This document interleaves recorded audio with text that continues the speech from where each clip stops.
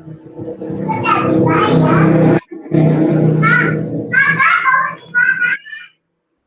Assalamualaikum warahmatullahi wabarakatuh. Ini pertemuan kedua ya. Jadi kita akan bahas beberapa contoh implementasi sejarah pada pembelajaran matematika yang sudah teman-teman coba cari sejarahnya ya di tugas 2 halaman ya. Untuk tugas 2 halaman kemarin sih saya akan coba baca-baca ya. Nanti akan saya pilih beberapa yang mungkin bisa saya rekomendasikan untuk jadi artikel di websitenya matematika mungkin ya. Sama mungkin bisa juga jadi artikel populer ya untuk mading ya. Madingnya nggak jalan juga sih ya. Untuk websitenya HMJ juga sih ya. Jadi bisa ada apalah hasilnya lah ya tugasnya nanti ya setelah saya nilai jelasnya nanti. Oke, itu tadi untuk gambarannya teman kedua ini saya akan bahas beberapa contohnya ya. Nanti di akhir akan ada kayak diskusi ya dengan kelompok kalian masing-masing untuk memecahkan kasus, mendiskusikan tentang aplikasi sejarah pada pembelajaran ya. Nanti ada suatu permainan yang didasari ya, yang idenya berasal dari suatu konsep matematika yang ada di zaman dulu. Oke, juga itu untuk pengantarnya. Nah,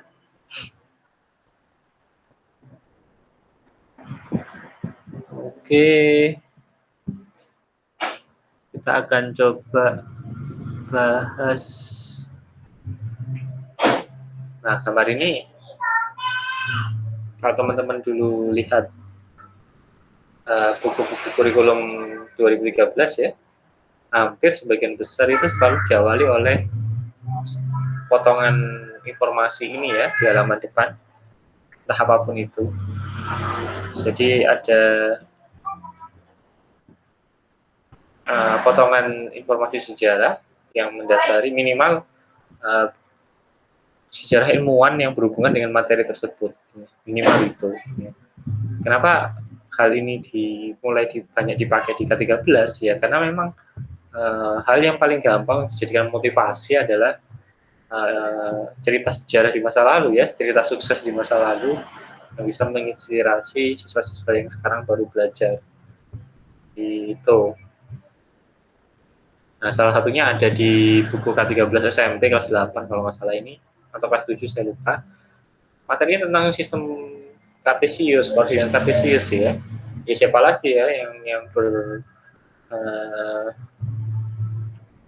yang punya andil besar terhadap kartesius ya René Descartes ya, kalau sebutannya Descartes ya nyebutnya René Descartes. Nah, makanya Cartes ya, makanya kita sebut sebagai diagram kartesius. Nah, menurut Fauvel ya, ada 5 daerah di matematika ya, 5 komponen pembelajaran matematika yang bisa dibuat lebih menarik ya, diperkuat dengan adanya informasi sejarah di situ ya. Kita sebut sebagai integrasi sejarah matematika pada pembelajaran matematika. Nah, 5 ya. Yang pertama adalah dari konsep matematika yang dipelajari, ini jelas konsepnya itu kita bisa tambahkan suatu informasi sejarah di belakangnya yang bisa membawa informasi kenapa konsep itu muncul ya, apa alasannya konsep itu bisa diciptakan ya. Jadi secara konteks kita akan tahu manfaat dari konsep matematika itu ya. Seperti trigonometri, logaritma, limit itu sebenarnya muncul karena apa? Pasti semuanya muncul karena ada masalah ya. Kalau Prudental bilang itu matematika itu adalah aktivitas manusia itu sendiri sebenarnya. Mathematics is a human activity ya. Nah, itu yang mendasari Hans Prudental ya, mendasari pembelajaran matematika realistik ya, RMI ya kalau kita kenal secara internasional, Realistic Mathematics Education. dipelopori di Belanda ya oleh Hans Freudenthal. Jadi itu ya, salah satunya bisa pakai sejarah ya. Kemudian pengembangan sudut pandang mengenai ilmu matematika dan kegiatan matematis. Nah, yang sudah kita ketahui di jenjang pendidikan ya, di sekolah atau apapun yang guru-guru ketahui ya, matematika sebagai itu tadi ya. Teman-teman pasti minggu lalu kita sudah diskusikan tentang sejarah dan warisan. Kadang guru itu tahunya materinya diajarkan kepada mereka seperti itu tadi gitu. Dan mereka hanya guru-guru ya sebagian besar hanya mengulangi lagi apa yang mereka uh, terima dari guru-guru mereka lagi gitu kan. Sebagian besar mungkin seperti itu. Sedikit sekali ya mencoba mencari sudut pandang lain ya, inovasi untuk bisa mengajarkan dengan lebih menarik gitu, lebih bisa dipahami. Selama ini yang kita tahu, kita belajar kalkulus ya, integral ya, yang paling kelihatan uh, efeknya itu kita selalu belajar integral tak tentu dulu ya. Kita belajar proses-proses integrasi, proses itu, baru kita masuk ke integral tentu. Ya. Kenapa nggak mulai dari integral tentu dulu, baru ke integral tak tentu? Karena secara kontekstual ya, secara aplikasinya di real life ya, kita akan menemukan masalah dahulu. Nah, dari masalah itu pastinya menggunakan konteks integral tentu ya. Nggak mungkin integral tak tentu itu jadi masalah sehari-hari, jarang sekali ya. Ya bagi kalian itu jadi masalah kalian ya, kalau misal di S1 kalian mengambil mata kuliah kalkulus integral, yaitu masalah kalian mencari hasil integral tak tentu.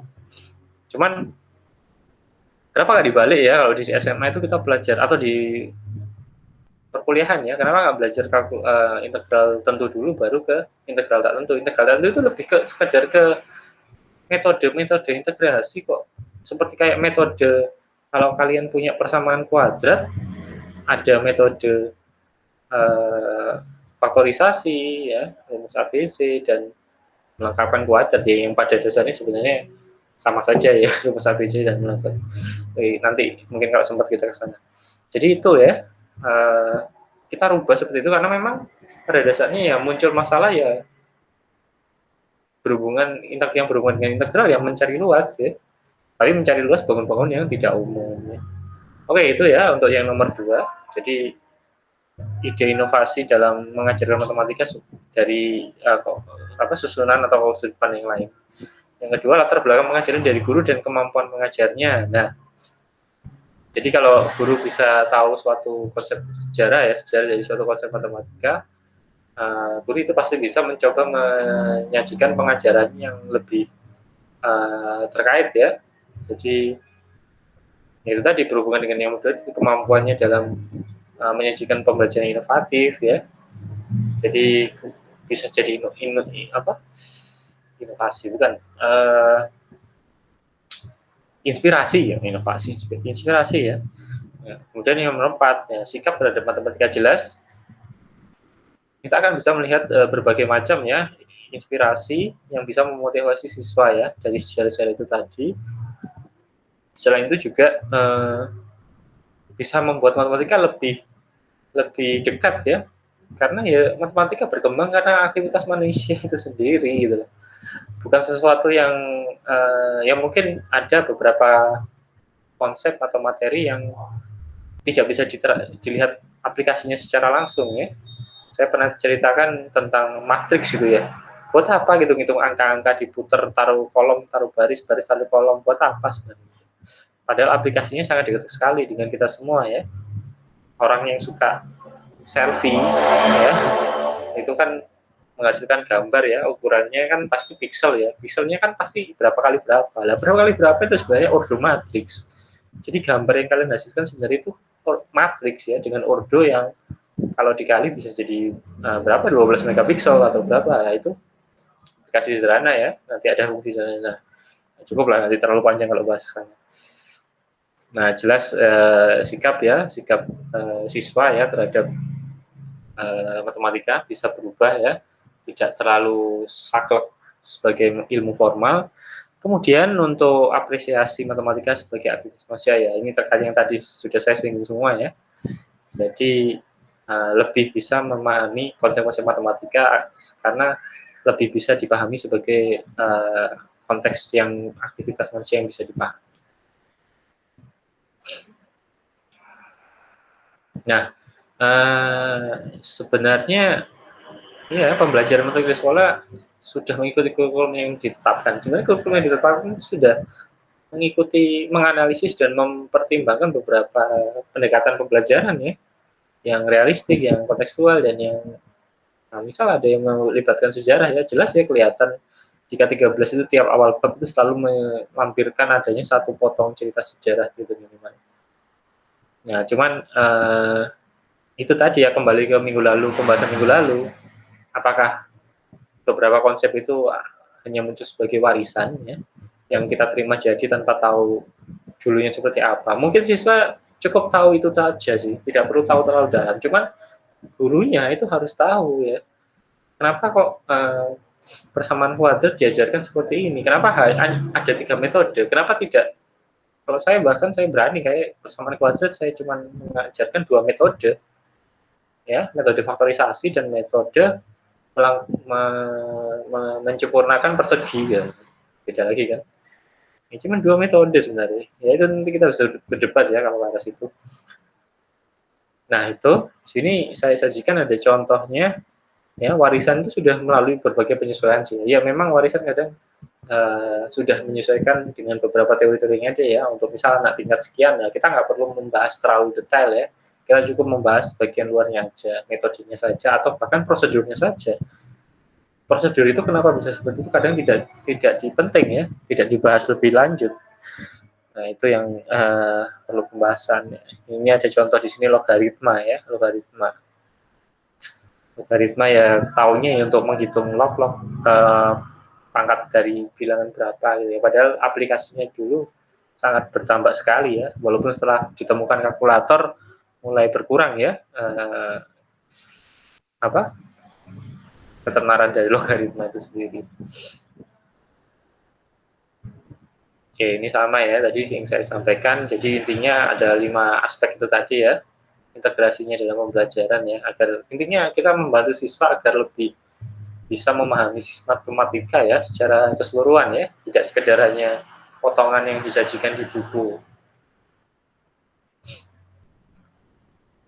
Nah ini menurut Zanagis ya jelas pengenalan matematika sendiri menambah pemahaman dan latar belakang mengajar diri guru ya. Nah ini yang mendukung tadi ya kemampuan guru. Jadi guru kalau nggak tahu sejarahnya suatu konsep matematika ya ketika dijawab, Bu ini fungsinya buat apa belajarnya, nggak akan punya gambaran.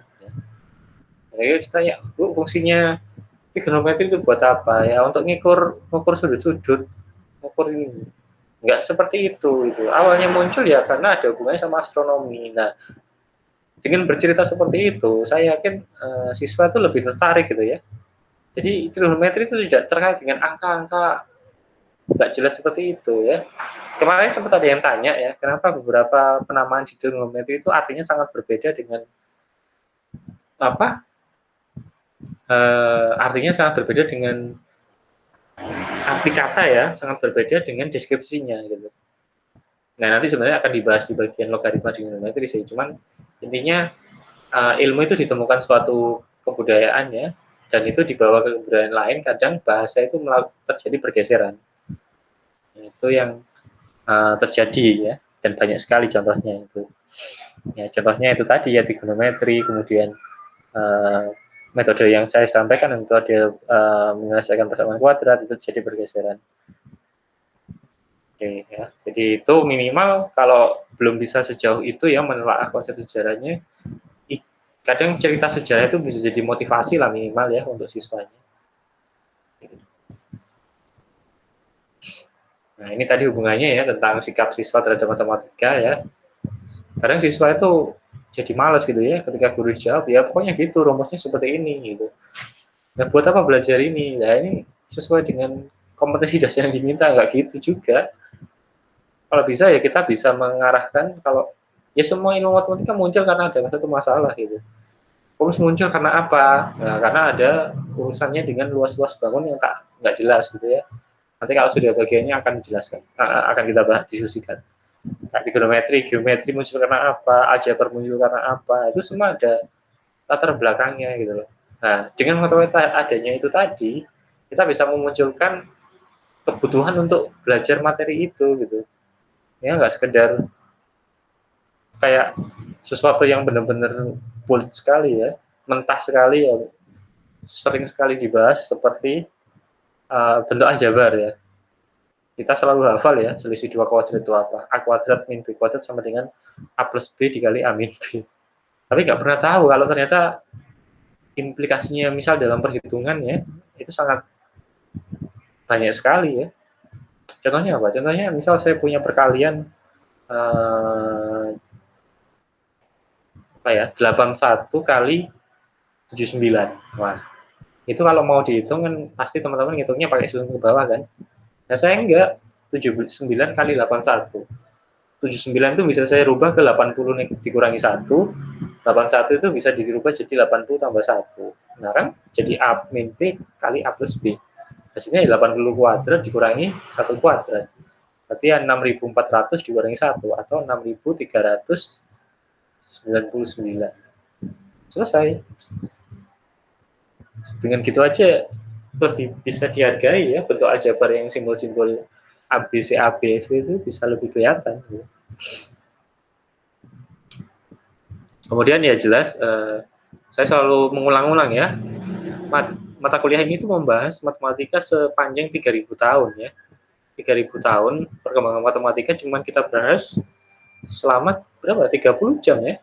2 kali 15 pertemuan kan. Ya, ada nanti UTS juga dikurangi itu. Ya, sekitar ya apa lah 3.000 tahun dijadikan 30 jam. Nah, itu sesuatu sekali ya.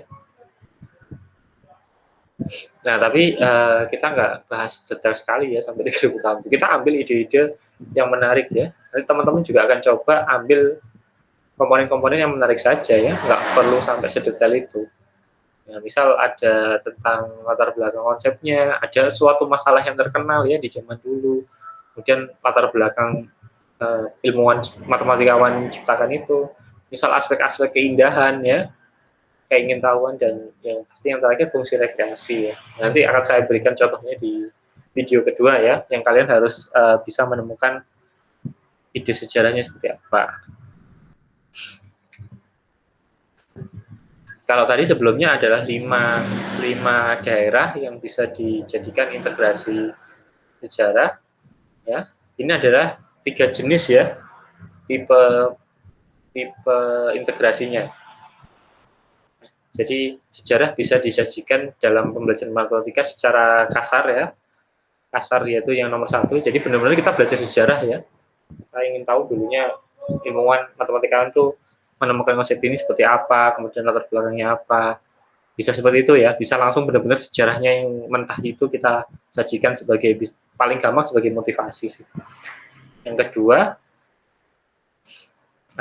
belajar matematika yang diikuti dengan pendekatan yang dikembangkan dari sejarahnya. Nah, ini seperti yang saya tadi bilang ya, dalam urutan sejarah sih munculnya integral ya kalkulus itu karena ada masalah untuk menghitung bangun datar yang tidak beraturan ya, maksudnya yang bukan bangun datar konveks ya, yang melengkung, yang ada kurva-kurva itunya tadi ya.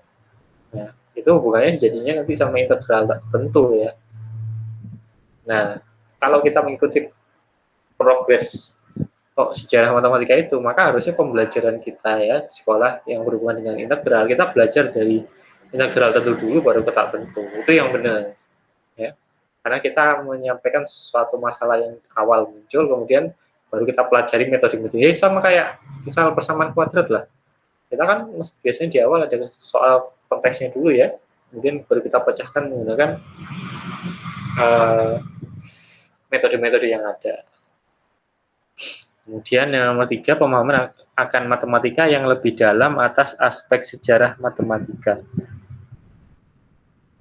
Jadi ini lebih ke dalam penyajian materi sejarah matematika. Untuk beberapa contohnya ada, kita bisa sajikan soal-soal di masa lalu yang menjadi hal yang menarik ya, dan kita bisa sajikan ulang sekarang. Nah, contohnya kayak bagaimana orang dulu mencari luas lingkaran, lingkaran ya. Itu bisa kita rekonstruksi lagi pemahamannya di dulu. Sebenarnya sama gitu dengan yang bisa dipahami anak SMP gitu. Cuman dulu bedanya yang mikirin luas lingkaran ya orang-orang dewasa ya. Oke, ini ada ilustrasi implementasinya ya. Jadi yang tadi ada yang kita bisa pakai langsung sumber primer ya, benar-benar misalnya punya buku sejarahnya itu yang dipakai. Tapi kalau untuk sekolah ya SD SMP sepertinya ini kurang diminati ya, karena memang kemampuan anak sekolah kan nggak sedalam itu. Tapi bisa jadi ya kita pakai. Tapi kesulitannya di Indonesia sendiri kan harusnya Indonesia tuh punya teknologi yang maju ya, sejak zaman Majapahit, Sriwijaya dan lain-lain. Cuman dokumennya saja yang hilang gitu. Akhirnya kita sebagian besar ilmu-ilmu adaptasinya ya dari katanya dari Eropa, dari Asia, dari Cina kan. Saya yakin Indonesia sendiri tuh punya teknologi yang nggak kalah jauh ya, bahkan lebih lebih canggih kan. Zaman Eropa masih zaman batu, Indonesia sudah zaman logam loh ya. Itu yang orang luar belum bisa mengelola batu meteor, orang Indonesia sudah bisa mengelola batu meteor ya, bahkan dijadikan keris kan. Itu kan berarti kita lebih canggih gitu. Cuman ya dokumen-dokumen teknologinya itu hilang semua gitu loh. Ya, kemudian ada sumber sekunder ya, sumber sekunder ya kayak buku-buku sejarah ya, buku yang saya posting kemarin itu yang satunya itu adalah sumber sejarah sekunder ya, jadi intinya ada orang ketiga yang membahas sejarah di masa lalu. Jadi bukan orangnya langsung membahas sejarah, tapi orang zaman sekarang yang membahas sejarah di masa sekunder ya, bisa dijadikan kegiatan belajar. Kemudian yang ketiga adalah sudah jadi materi ya, sudah jadi materi belajar di buku sekolah gitu. Jadinya kita bahkan nggak bisa melihat kalau ini konten sejarah atau enggak. Ya, itu yang ketiga. Sudah jadi materi belajar. Kita akan lihat contohnya. Oke, ini adalah contoh bentuknya ya. Saya sudah punya penelitian ya di bagian ini. Mungkin nanti akan saya share linknya untuk bisa dipelajari. Jadi bentuk implementasinya bisa jadi potongan sejarah ya, seperti yang ada disajikan tadi, foto, ada informasi singkat. Kemudian bisa kalian adaptasi ya, penemuan orang dulu bisa jadian adaptasi sebagai pembelajaran discovery misal di sana. Kalian kita rekonstruksi pembelajaran zaman dulu menjadi kegiatan belajar siswa ya. Mulai sumber belajar utama tadi ya, pokoknya jadi LKS jelas permasalahannya. Jadi soal-soal zaman dulu yang menarik bisa kita angkat lagi di zaman sekarang untuk bisa membuat anak termotivasi. Kemudian role play ini yang mungkin nggak seberapa ya, jarang ya, karena kita lebih ke ide dari orang zaman dulu ya, bukan dari sikap dan tindakan yang ada yang di zaman dulu. Kurang lebih nggak seperti itu. Jadi tetap bisa, cuman kurang maksimal menurut saya. Kemudian instrumen-instrumen matematis, contohnya alat-alat di zaman dulu itu bisa kita buat ulangnya model sederhananya untuk dipakai di pembelajaran di sekolah sekarang gitu. Contohnya apa? Contohnya kayak clinometer, kayak cross staff ya, hal-hal alat-alat zaman dulu sederhana yang bisa digunakan untuk matematika zaman dulu bisa digunakan oleh anak-anak sekolah zaman sekarang pastinya. Nah, itu bisa mendorong munculnya konsep matematika yang dipakai. Jadi lebih praktikal ya, fungsional. Oke. Nah, ini ada beberapa contoh ya untuk operasi berhitung. Tadi saya sudah berikan contoh singkat ya, berhitung menggunakan aljabar itu ya, jadi selisih kedua kuadrat, bentuk-bentuk faktorial yang lain, itu bisa dipakai seperti ini. Terus ini ya contoh di Mesir, itu ada operasi perhitungan, di mana menghitungnya itu mereka tidak melakukan operasi bersusun, tapi mereka menduplikasi. Karena ya di mana-mana lebih gampang menduplikasi ya. Misal saya punya 14 ya bisa jadi 28. Setelah 28 jadi 56, 56 jadi 112, 112 jadi 232 dan seterusnya ya. Lebih gampang gitu. Nah, untuk kasus yang ini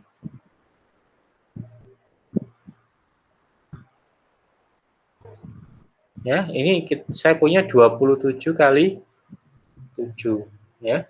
Berarti saya ingin menduplikasi 7 atau 27 dibalik boleh ya, 27-nya dikali 7 atau 7-nya dikali 27. Nah, di sini saya pakai bilangan yang kecil aja ya yang diduplikasi. Jadi kalau 7 duplikasinya 14, 14 jadi 28, 28 jadi 56, 56 jadi 112 ya gampang. Nah, 27 itu ternyata bisa saya pecah jadi 16 tambah 8 ya sudah 24 tinggal 3 berarti tambah 2 tambah 1. Nah, berarti kan 16 tambah 8 tambah 2 tambah 1 kan. Itu 7 kali 27. Berarti kalau saya ingin tahu hasil kalinya 27 kali 7, berarti saya harus menjumlahkan duplikasinya 7 yang melibatkan 1, 2, 8, dan 16. Berarti ini ya, saya centang ini, berarti 7, 14, 56, 112. Nah, model menghitungnya seperti itu mereka ya. Mereka belum punya menyusun ke bawah, menyusun nilai tempat. Itu belum ada ya. Karena mereka masih menggunakan simbol ya. Itu kalau simbol nanti akan dibahas di pertemuan ketiga ya, sabar aja dulu. Tapi yang penting konsepnya ini tadi. Nah, jadi 112 tambah 56, 168 ditambah 14, oh ini tambah ini sudah 70 ya, berarti 182 tambah 7, 189. Gampang. Nah, dari sini ada ide yang bisa ditarik sebenarnya ya oleh bangsa Mesir. Jadi bangsa Mesir mengapa berhasil menerapkan operasi duplikasi ini? Karena bangsa Mesir sudah bisa paham kalau semua bilangan asli ya di dunia ini itu bisa disusun dari penjumlahan bilangan-bilangan kelipatan 2 atau duplikasi ya, bisa disusun dari semua bilangan duplikasi. Ya, jadi 1, 2, 4, 8, 16 itu bilangan duplikasi ya, kelipatan 2. Terus selalu bisa disusun, misal 27, 27 pasti bisa disusun 16 tambah 8 tambah 2 tambah 1. Misal berapa? Misal saya punya berapa? 41 ya. 41 itu berarti di sini ada 32 kan Mas Ian. Nah, berarti 32 ditambah 8 ditambah 1. 41 selesai ya kan. Jadi itu ya, jadi bangsa Mesir sudah menemukan perhitungan yang atau teori bilangan ya itu sebenarnya teori bilangan di zaman Mesir yang sangat apa ya, sangat dalam sebenarnya ya. Jadi dia paham kalau semua bilangan asli ya bisa dipecah menjadi penjumlahan bilangan-bilangan kelipatan 2 seperti ini ya. Jadi ini duplikasi ya yang paling gampang. Oke.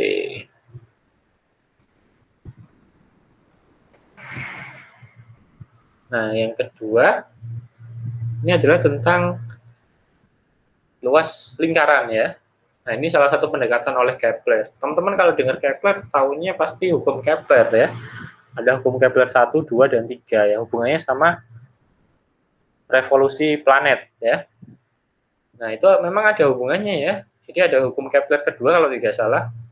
Itu kalau dia bilang luas juring ya yang disapu oleh planet mengitari matahari itu luasnya sama dalam interval waktu tertentu. Nah, bingung kan? Itu nggak saya bahas, silakan cari sendiri ya. Cuman di sini salah satu temuannya adalah Kepler bisa menghitung luas lingkaran ini ya. Ya, jadi lingkaran itu dibedah ya, jadi sekelilingnya itu akan menjadi alas dari segitiga ini. Ya, jadi B ke C atau C ini circumference ya kalau kita sebut sebagai keliling ya. Jadi ini panjang keliling, tingginya ini adalah jari-jari ya. Nah, kita tahu kan kalau keliling lingkaran kan berarti 2πr ya. Nah, itu hasilnya 2πr dikali tingginya berarti 2πr kali r kan. Tinggi segitiganya kan jari-jari. Nah, otomatis karena ini segitiga kali setengah ya, ketemunya πr kuadrat tuh nanti. Cuman bukan hal itu yang kita pakai, ini sebenarnya implementasi dari juring-juring kecil-kecil ya. Ini ada satu juring kecil ini ya. Ini sebenarnya partisipasi per potongan-potongan sisi kelilingnya ya. Nah, ini yang kalau menurut saya ya, ini diadaptasi di sekolah jadi seperti ini gitu. Pecahan potongan-potongan lingkaran ya. Ya, lihat ya, jadi ini dia partisi-partisi dengan interval yang konstan. Kemudian di sini jadi interval konstan yang dimana luasnya sama semua ya. Kenapa luasnya sama? Karena ini tinggi, ini alas kan.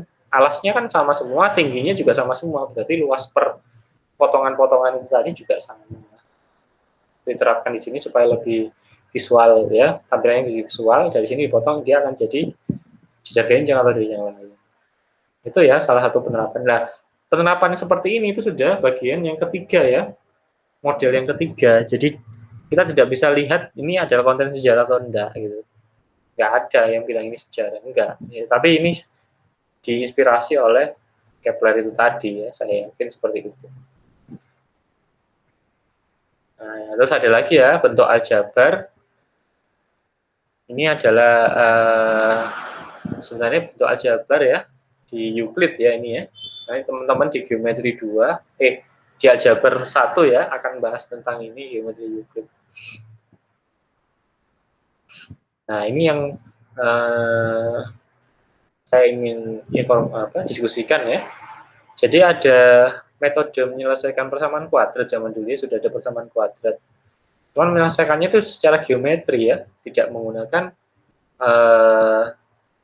aljabar ya. Nah, di sini saya punya X kuadrat, berarti kan seperti kita asumsikan ini persegi ya, sisinya X ya, X kuadrat, kemudian ditambah 4X ya. Jadi ini tadi sudah X, yang bawah juga sudah X, berarti ini X juga, berarti ini ke sini adalah 4 ya. Jadi ini adalah, nah ini yang tadi X kuadrat, ini 4X. Nah, ini tambah ini, totalnya sama dengan 5. Nah, selanjutnya inilah kenapa metode ini kita sebut sebagai kuadrat sempurna ya. Pernah saya bahas kuadrat sempurna itu dari bahasa Inggrisnya itu completing square. Atau kalau kita punya arti yang lain adalah melengkapkan persegi sebenarnya. Menyusun persegi yang lengkap ya, completing square. Bukan kuadrat sempurna ya, tapi lebih ke arah persegi ya. Nah, ini sudah persegi kan. Nah, yang ini membuat dia jadi tidak persegi. Supaya bangun totalnya menjadi persegi dan kita bisa tahu kalau nilainya sama dengan 5 atau enggak, ya. Maka bangun ini yang 4x ini saya bagi menjadi 2. Oh ya benar ya. Jadi ini sama dengan 5 nilainya. Kemudian nah, perhatikan. Jadi bangun yang 4x ini saya pecah menjadi 2x dan 2x ya. Otomatis kalau saya taruh bawahnya seperti ini kan pas seperti ini. Nah, bentuk ini hampir menjadi persegi tapi tidak sempurna ya, masih ada lubang. Nah, supaya dia jadi sempurna, jadi ada lubang, kita cari nilai persegi sebesar ini. Nah, nilai persegi sebesar ini sebenarnya kan diperoleh dari sini kan ya. Ini tadi kan sebenarnya 4, kemudian saya bagi 2 menjadi 2. Ya, ini 2, yang ini juga 2, otomatis di sini 2 kuadrat. Nah, ya, ditambah satu kotak itu yang luasnya 4 karena yang atas 2 dan yang kiri ini 2. Nah, yang ini sama dengan 9, yang ini sama dengan sisi persegi X plus 2. Jadi ini X plus 2, ini juga X plus 2. Berarti X plus 2 kuadrat. Nah, ini ya, metode ini yang disebut completing square ya. Kita sering menyebut metode ini sebagai kuadrat sempurna. Apakah Anda setuju? Ya, silakan teman-teman diskusikan ya, kita bisa berdebat tentang itu. Kalau saya nggak setuju ya, karena itu mengubah arti interpretasinya secara umum ya. Kalau kita pakai geometri, tetap aljabarnya bisa dipakai. Tapi kalau kita pakai full aljabar, geometrinya nggak akan bisa dipakai. Kita akan susah. Ya, itu menariknya ya. Jadi ini kita bisa ketemu kalau ini 9, berarti pasti ini 3, ini 3. Karena ini X plus 2, berarti ininya pasti nilainya 1, nilai X-nya. Loh, kok persamaan kuadrat nilainya cuma 1? Iya, zaman dulu belum ada bilangan negatif ya. Jadi belum ada nilai yang menghasilkan negatif gitu. Jadi ya nggak masalah. Cuman tetap bisa ya, dari sini teman-teman bisa simpulkan kalau ini adalah X plus 2 kuadrat, itu sama dengan 9. Nah, dari situ baru main aljabar. Karena zaman setelah aljabar ya, baru muncul bilangan negatif. Oke, itu ya tentang completing square yang kontroversi menurut saya. artinya ini sudah berubah ya menjadi kuadrat sempurna. Itu yang ya sebenarnya sih secara aljabar juga membuat bentuk kuadrat sempurna sih ya. Cuman metodenya kenapa harus dikali setengah A B kuadrat ya, B per A kuadrat ya, itu berasal dari sini tadi ya. Membuat persegi yang tadi, persegi panjang tadi menjadi persegi yang hampir lengkap, kemudian jadinya lengkap. Nah, ada contoh lain juga konsep sejarah zaman dulu, yaitu pada saat Thales ya mengukur piramida Mesir. Mungkin minggu lalu kita sudah bahas ini ya, menggunakan bayangan.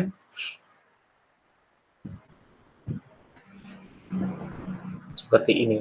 Ya. Sebenarnya ada banyak lagi ya yang lain yang implementasi sejarah yang bisa diterapkan, cuman sementara saya pakai ini dulu ya. Jadi ini ada teman-teman bisa jadikan inspirasi untuk jadikan tugas akhir ya. Karena tugas akhirnya salah satunya mencari ide seperti ini.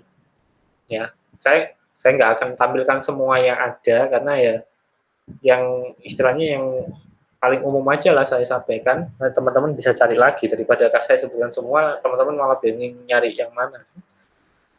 Jadi seperti itu ya. Nah, setelah ini ya beberapa materi ini, contohnya ini sudah saya jelaskan. Silakan yang kurang jelas bisa komen ya untuk kita diskusikan bersama.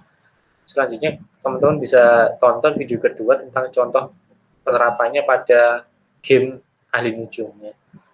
Silakan cari dari materi yang sudah saya sampaikan ini mana materi yang berhubungan latar belakangnya dan bagaimana itu bisa tersusun menjadi suatu game ahli nujum itu tadi. Oke ya. Itu terima kasih, semoga bermanfaat, tetap selalu sehat ya. Assalamualaikum warahmatullahi wabarakatuh.